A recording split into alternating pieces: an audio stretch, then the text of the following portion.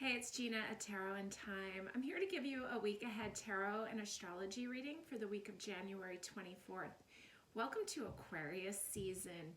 So what can you expect in Aquarius season? Well, Aquarius rules anything unpredictable, right? It's often called, you've heard me say, unpredictably predictable. I think that's one of the best definitions I've heard. So what can you expect from a lightning bolt?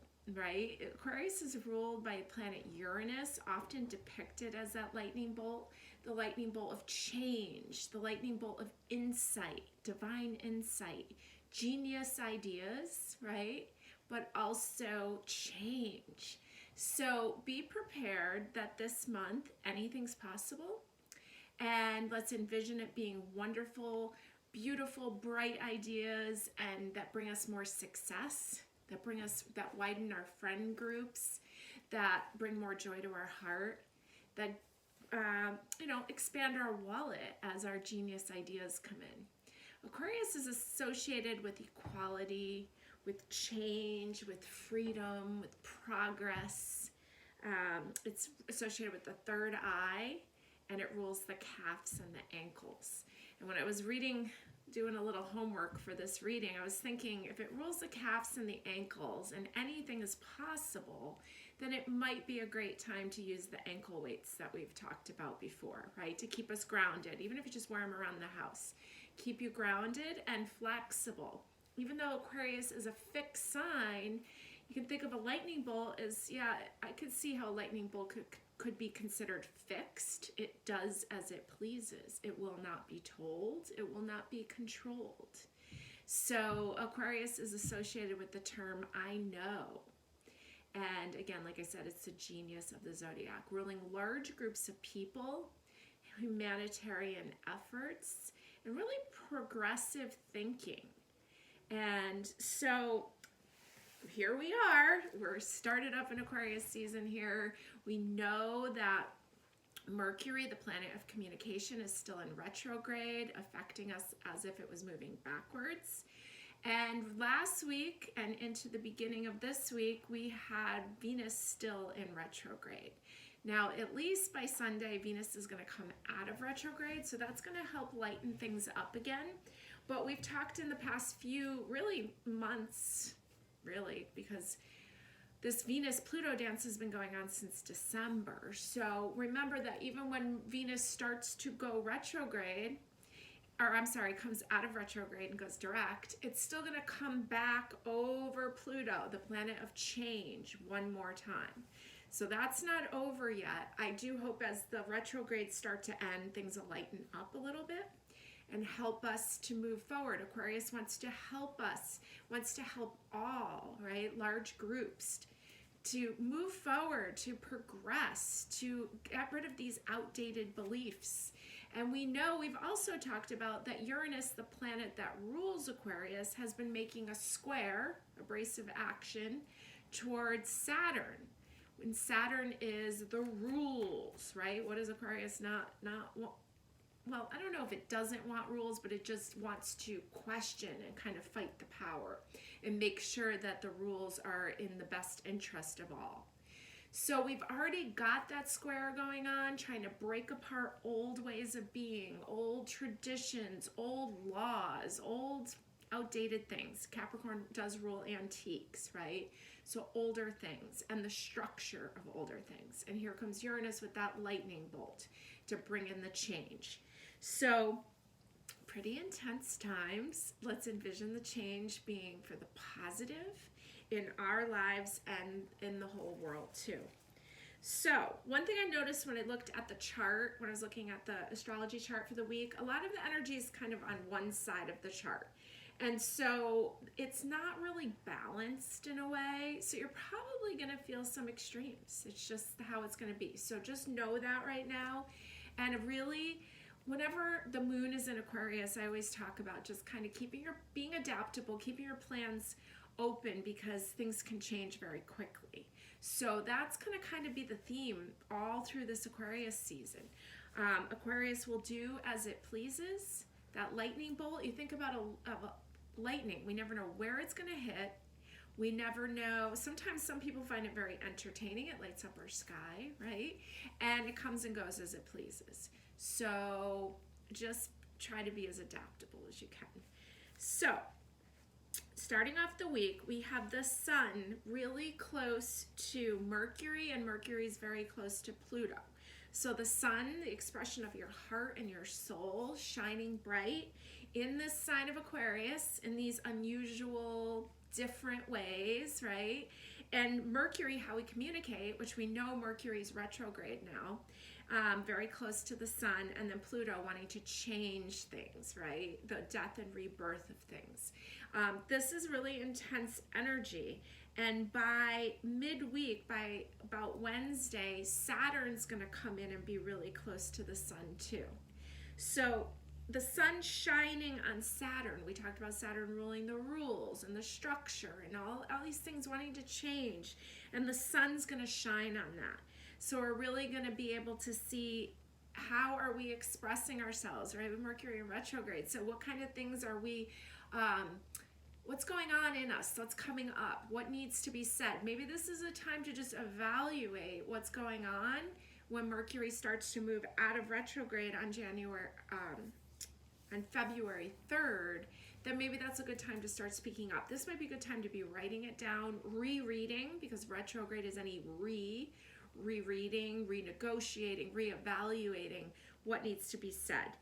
Or we have to look at where we're blocking ourselves, right? Because Saturn sometimes can block things. And so where is our self-expression blocked? Those are some questions we could be asking ourselves.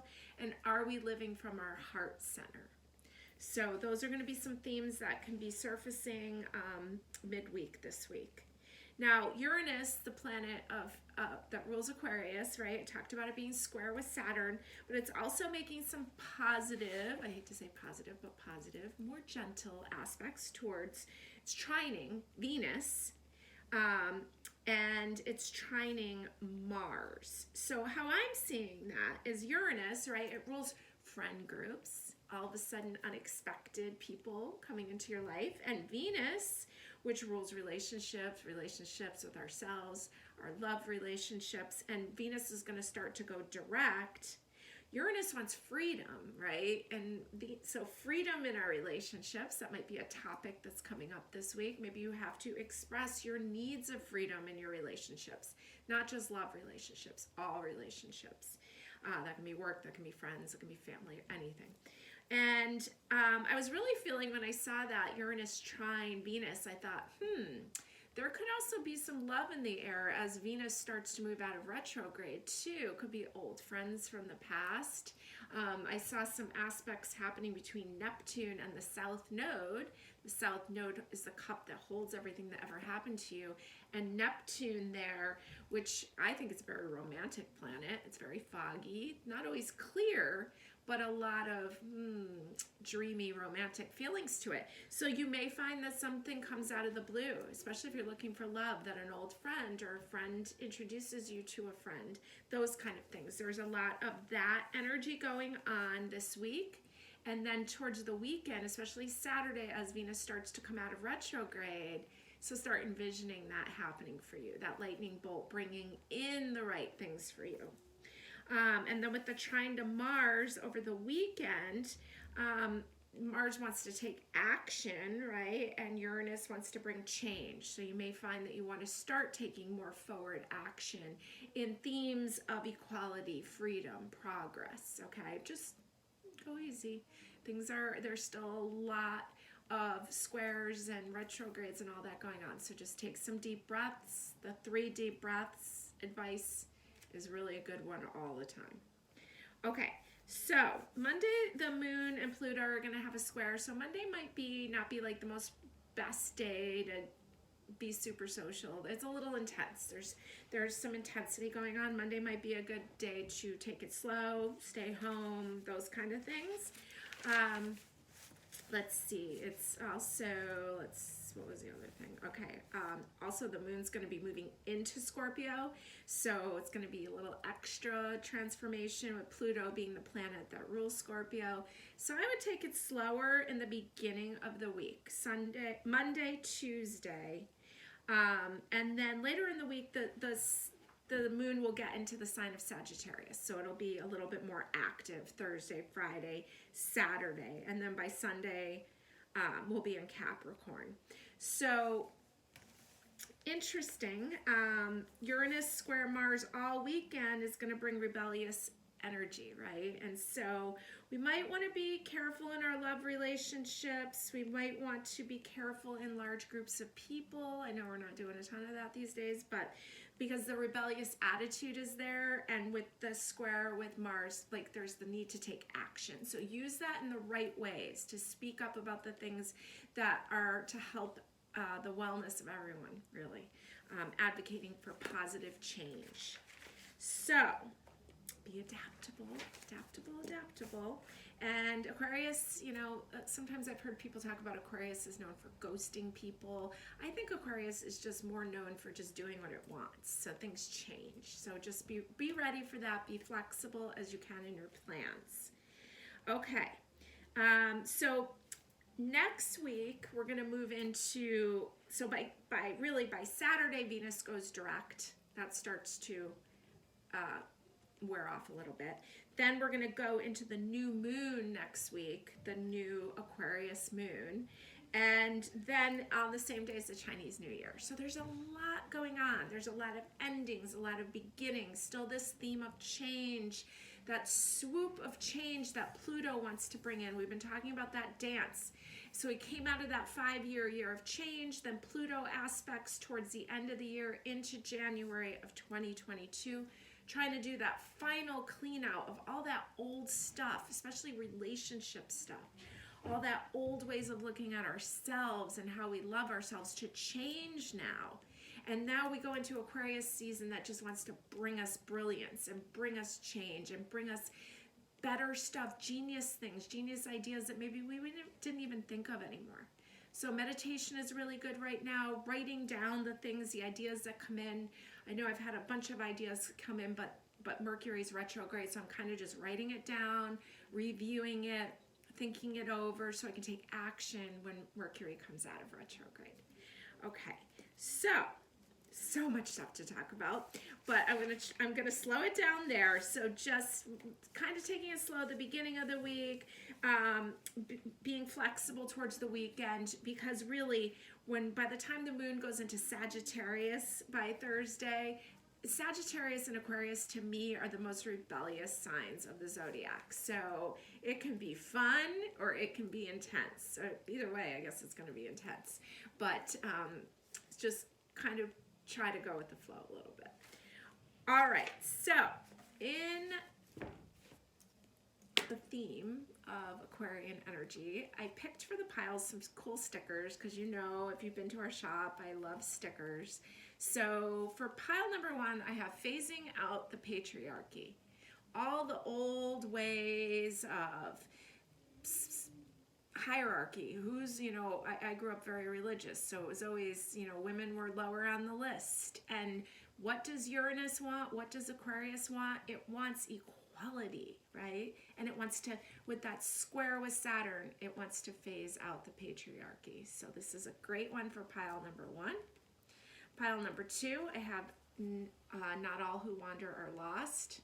I think I had this bumper sticker on my car when I was like 20. Pile number 3, I have Friendship, Love, and Truth, because Aquarius does rule friendships. And for not all who wander are lost, it's kind of like the Fool card, right? And the Fool is a very Aquarian card, seen walking off the cliff. The path appears. He's connected to his higher power, guided out into the journey of life. So see which pile that you connect with. Don't overthink it. And let's get started with this week ahead reading. Pile number 1, phasing out the patriarchy. All right, let's see what we've got this week ahead. I'm working with 4 different decks. I have the Dark Mansion, the Modern Witch, the Light Seers, and the Muse Tarot. All right, what do you need to know? Haven't looked at any of these cards yet. Let's see what's going on this week ahead. We're starting off with the 9 of Swords. Love this modern version. So this is the good old over-worrying, overthinking. It's air. We're in Aquarius season. It's the very active mind energy, right? Kind of getting into 2022. We can start thinking, what do we want this year to look like? Or maybe we, did some dieting or did something like that. And now it's like the reality of the new year is here, real life. And so what's on our mind? What's keeping us up? This is often, the insomnia card, the overthinking card, the over-worrying card. So let's take a look at that. What is going on? Obviously, it's been building because it's 9 swords, not just one. They're piled up on top of each other. So these are kind of repeated thought patterns. Keep going here. In the heart of the matter, we have the 10 of materials. Look how pretty that is from the Muse Tarot. Gorgeous. 10 of materials. There's a group of people circling around. This is coming up in your heart position. So Aquarius, again, ruling large groups of people, right? Friend groups. There's a lot of support here. 10 of materials, the circle of energy supporting the growth of this beautiful tree. And it's a 10, so it's kind of almost like it's one bigger than this. There's more love here and more support than meets the eye. And it's starting to change. It's a 10. And it's kind of interesting with this sticker, like with the moon phases, the changing moons. Okay, supporting the heart of the matter, we have the sun. It's from the Light Seers. So that is supporting the growth of this. And so helping, kind of shifting the attention like a little bit more into gratitude and less into all the things that we could worry about. The foundation of the matter, we have the Ace of Wands. Fabulous. This is a 1, right? The 10 is the highest point, going into a 1, coming in on the foundation. So it's kind of like, almost like the tree has been chopped. This was on the top as what was reflecting for the week, and this is coming in on the foundation. So there's a cutting away, and we're talking about phasing out old, outdated ideas, ways of being. And so here it is. Here's the sun shining so we can see it. This is also a 10, card number 19. Call it a 10 or a 1 in numerology. And so you're going to start to see what needs to change. Maybe sometimes Aquarius energy, like I know a lot of Aquarians who don't think they have a lot of friends, and it's like they're usually liked by others, but maybe they don't see it. So the sun is being shown on what's going on, what support is going on in your life. In the background, we have Temperance from the Muse. Temperance is ruled by Jupiter. It wants to expand. Temperance brings luck and blessings. Now we want to expand this joy and support and beauty, not the overthinking, the gratitude. Here's the Ace of Cups coming in behind the scenes. So a lot of 10s and a lot of 1s going on here. Ace is another 1 coming from the heart. One of the things I had written in my notes was talking about Saturn and the sun being close together. Saturn, the rules, which would rule like the patriarchy, the old way, and the sun shining there and asking, are we living from our heart center? Are we blocking our own self-expression? Are we allowing old, outdated ways of thinking? Or the idea that we have to worry about everyone else instead of keeping that energy to ourselves. I think that, to me, kind of lines up with the patriarchy thing, because I think about, like, what have I been taught as a woman? I've been taught that I have to be a caretaker of everyone, right? That taking time out for myself is selfish. So that needs to break up. That needs to dissipate out and really living from the heart of, like, what is it that I want? And I don't mean selfish want, but like, what am I here to do? It's my life path, right? I can be so busy taking care of others and over worrying about everything that it takes up all your energy, and then you don't get to do what you really needed to get done. So there's something here about that. Now in the future position, we have the Wheel of Fortune, which is interesting because this one behind the scenes and this one in the future position are both Sagittarius cards. Jupiter, expansion. And the Wheel of Fortune wants you to surrender, which feels very opposite to this card. This is you trying to take control, worrying, and it's not working. And this is you surrendering and going with the flow. This is another 10. So another 1, right? Surrendering, knowing that you're on the Wheel of Fortune, moving forward, allowing expansion of this gratitude and feeling of being cared for, feeling sense of worth expanding. Speaking of sense of worth is Queen of Pentacles. She definitely knows her value.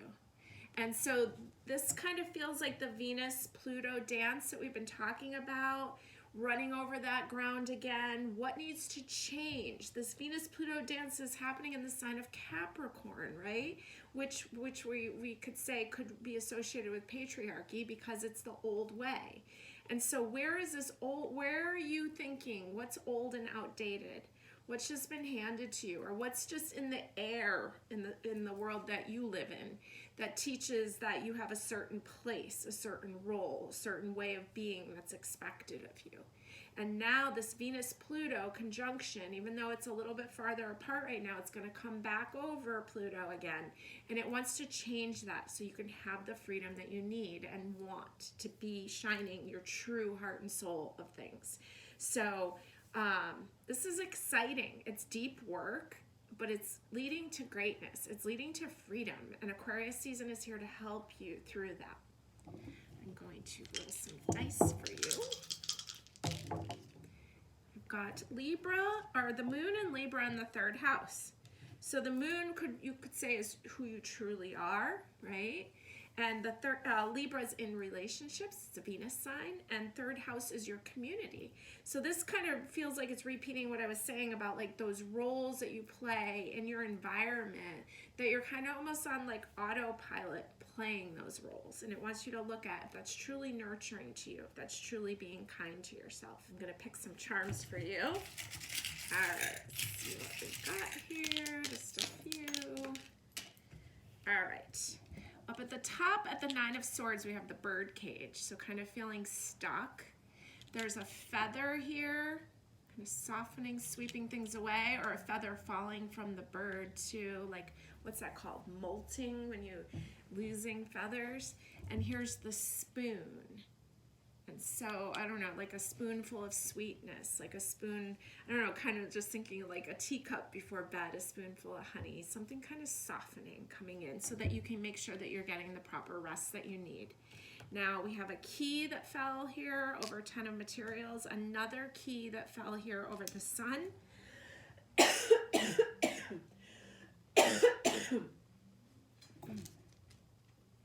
Have a bicycle over the sun, such joy, and a little owl. Now, behind the scenes here, on top of the Ace of Cups, we actually have 2 mermaids, 2 different versions of mermaids that fell out. Very watery, joyful, beautiful. I have a heart with dog prints on it. And I don't know, I think this is grapes. It's very small. Okay, and on top of the Ace of Wands, I have this really pretty hat, little country hat, and an anchor down here. And this is the foundations anchoring you down. So just keep exploring this Venus-Pluto dance, allowing these old, outdated ways to start to leave, allowing this Aquarian energy to bring you divine insight and help clear out the last of what isn't working for you so that you can move forward on this Wheel of Fortune. So have a great week. Pile number 2, not all who wander are lost. Feels very Aquarian, or maybe Sagittarius. And like I said, I think I had that bumper sticker on my car when I was like 20. And yeah, sometimes wandering is part of the experience. So let's see what you need to know this week ahead. I've not looked at any of these cards yet. Starting off with the Page of Cups, and I think this is the funniest card in the Light Seers deck to me. Kind of an interesting version of the Page of Cups with this pig flying up here, almost like a singing bowl. These hearts here. Page of Cups is like young energy, totally kind of that, what I was saying about like a 20-year-old. Thinking anything's possible, kind of that attitude of like, sure, why not? Anything is possible. And Aquarius energy is that vibe. Anything is possible. Unpredictably predictable.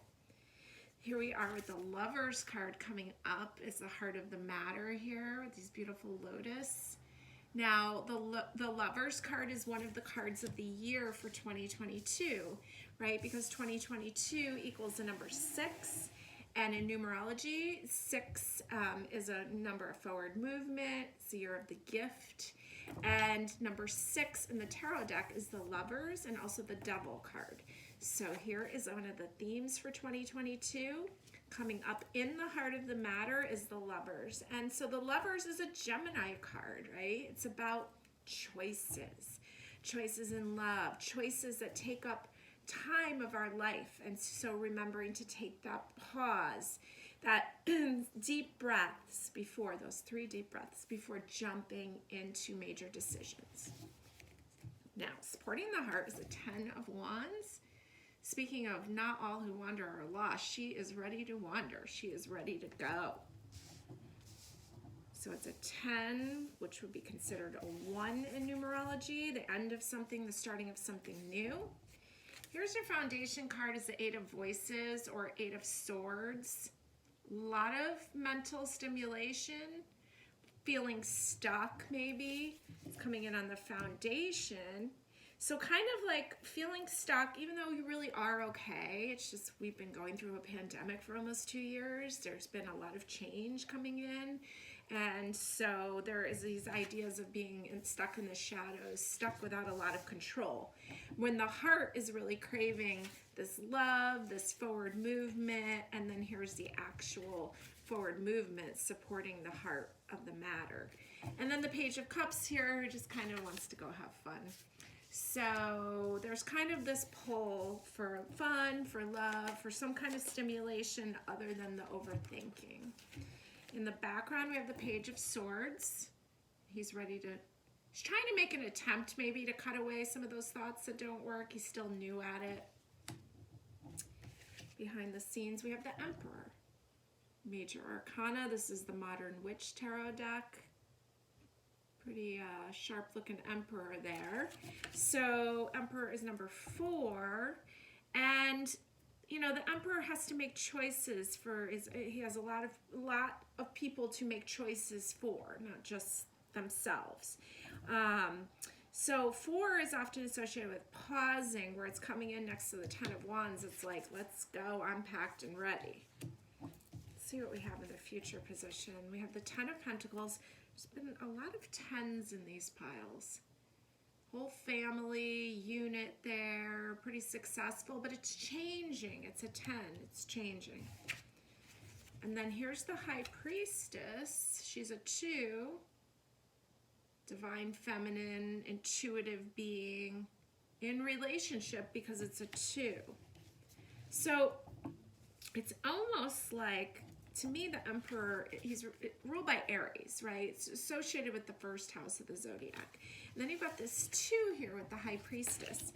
So it almost feels like there's kind of a push and pull between like what you want, or maybe you're in a position that you don't really want to be in, and then your heart is just craving almost like romance and craving like to leave, to get freedom from this just uncomfortable position. And so the High Priestess is coming in kind of to delve deeper into what you want, who you are, what you need, what you intuitively need. So I want to pull a few more because I feel like we're missing some stuff here. So let's see what else we need to know here. 5 of Cups. King of Cups. And the 8 of Pentacles. Okay. So what I'm getting from this is here's the 5 of Cups, right? Here's like all the things that didn't work out here. Feels kind of COVID-ish to me in the sense that like, okay, that didn't work. There's still 2 cups here, but the attention is so over here. Then the King of Cups, who's like such a great therapist, in touch with emotions, coming in the center. And then the Eight of Pentacles, practical, working, producing, staying busy with your craft. So what I'm seeing is there's kind of a need to take a look at what's going on, what your heart really desires. There's this kind of this wanting this freedom, when really I think the freedom that you're looking for is the freedom from this. Just this mental loop. It's an 8, thinking the same thoughts, going over the same ground. And the therapist is here to help, someone to talk to, because it feels like it doesn't have to be this extreme. It feels like there's one extreme or the other. There's a pig flying, or there's romance, or there's someone packing up and leaving. And it's all these extremes to try to escape this. But really, once you can turn your attention a little bit more towards what is still available for you, this could be a relationship too. Could be a relationship from the past. We're talking about that in some of the opening comments. And once you start to fix this energy leak and this back and forth extremeness, you're kind of getting your power back to be able to channel that energy and passionate energy into your work. And you're ready to do that. So let me just pull a couple more about how you can make that shift to go more into the gratitude and be freed up of this mental stimulation. And of course the Death card falls out. This transformation, the Nine of Voices, and the Four of Inspiration. Okay, so I was asking for advice on how to shift over.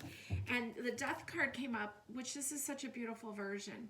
And I really just get that this is a process that needs to happen, and you need to respect that this is a beautiful process that's bringing you somewhere better. And it also kind of makes me feel like you just need some rest.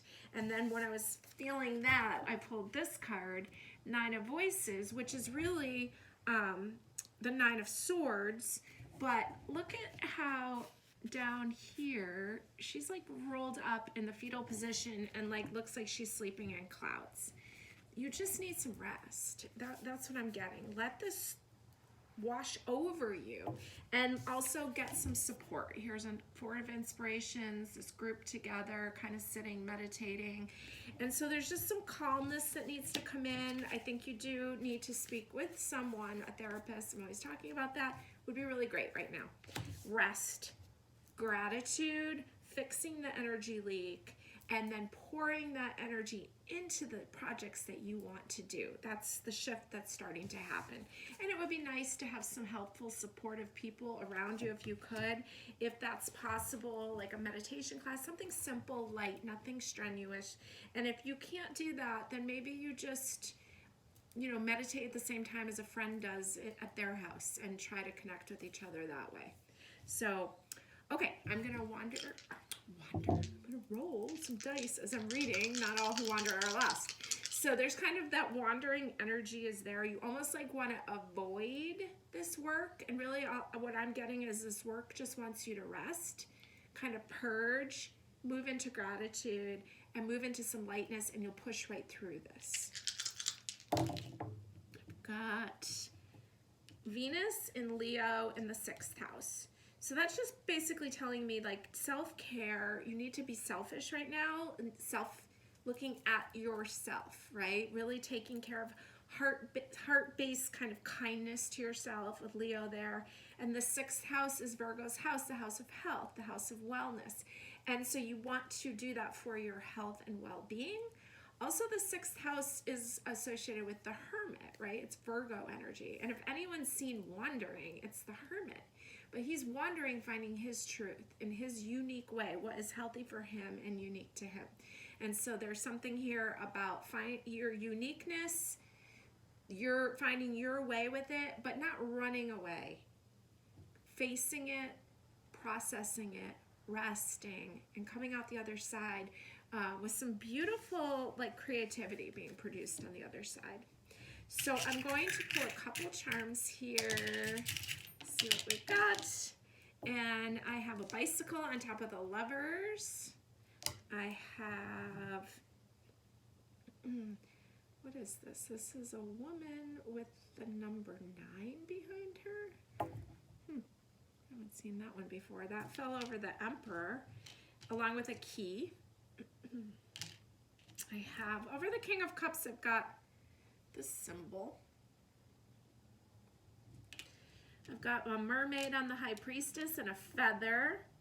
A leaf fell over here, another couple keys here. So there's definitely a door being opened for you. So allow the transformation.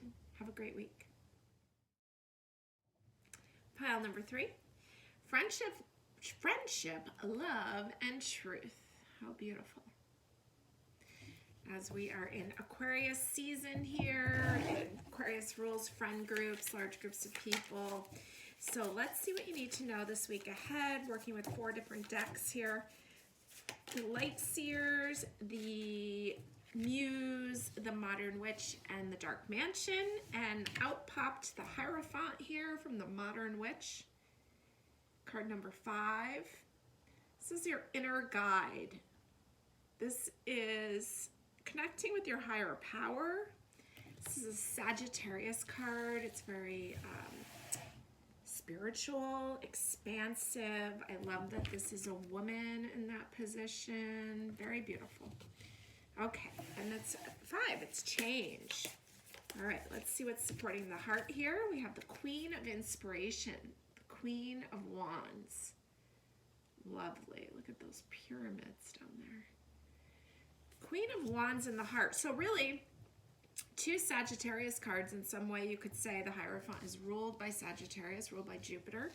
And Queen of Inspiration could be any fire queen coming up in your heart position here. Supporting the heart is the 2 of Cups. It's relationship here. And we were talking about friendship, love, and truth.